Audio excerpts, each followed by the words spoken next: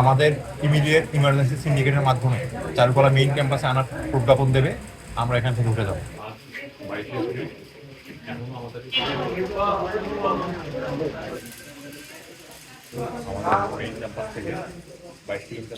আসলে আমি যতটুকু চেক করে দেখছি ওরা দীর্ঘক্ষণ না খাওয়াতেই ওদের আসলে ওই সুগার লেভেলটা কমে যাচ্ছে। হ্যাঁ, সুগার লেভেল কমে গেলে বিভিন্ন ধরনের সমস্যা সৃষ্টি হয়, যেমন দুর্বলতা লাগবে, মাথা ব্যথা শুরু হবে, মাসেল ক্র্যাম হবে, আরো ডিহাইড্রেশন হয়ে যায় অনেক সময়। হ্যাঁ, পানি শূন্যতা হয়, তখন মাসেল ক্র্যাম হবে।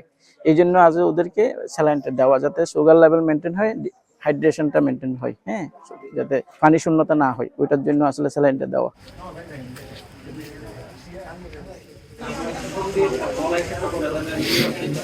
আমাদের 31 মার্চের মধ্যে চারুকলা ইনস্টিটিউট মেইন ক্যাম্পাস স্থানান্তরিত হওয়ার কথা ছিল, কিন্তু আজ 22 এপ্রিল এখন পর্যন্ত মেইন ক্যাম্পাস স্থানান্তরিত হয়নি চারুকলা। অনশনের 25 ঘন্টা পার হয়ে গেলেও প্রশাসন এখন পর্যন্ত আমাদের দাবি মেনে নেয়নি, এবং আমাদের দাবিটা স্পষ্ট। আমাদের ইমিডিয়েট ইমার্জেন্সি সিন্ডিকেটের মাধ্যমে চারুকলা মেইন ক্যাম্পাসে আনার প্রজ্ঞাপন দেবে। আমরা এখান থেকে উঠে যাব, কিন্তু প্রশাসন এ ব্যাপারে তারা সমাবর্তনের অজুহাত দিচ্ছে। সারা সমাবর্তনের সামনে অনেক ব্যস্ত, আবার একটা মূল ধরাচ্ছে আমাদের সমাবর্তনের পরে সিন্ডিকেট মিটিং দেবে, এই ধরনের কথাবার্তা বলতেছে। আমরা এগুলো মেনে নেব না, আর তাদের উপর আমরা একটু ভরসা রেখেছি, তারা তাদের আশ্বাস রাখেনি। এখন আমরা যে 25 ঘন্টা থেকে অনশনে আছি, তারা যে বলে তারা আমাদের অভিভাবক, তারা কোথায় আছে? আমাদের এই ছোট ছোট ভাই বোনগুলো অনশন করতেছে, আমরা অনশন করতেছি 25 ঘন্টা থেকে কিছু না খেয়ে। আমার প্রশ্ন প্রশাসনের কাছে একটাই, আপনারা কি আজকে সকালে খাওয়া দাওয়া খাননি? আপনারা কি দুপুরে আজকে লাঞ্চ করেননি? আমি প্রশাসনের খালি এই একটা প্রশ্ন রাখতে চাই।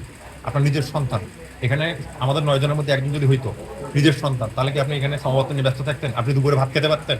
আপনি সকালে ভাত খেতে পারতেন আমাদের রেখে? পারতেন না। আপনাদের সন্তানের মতো আপনারা ভাবেনি না।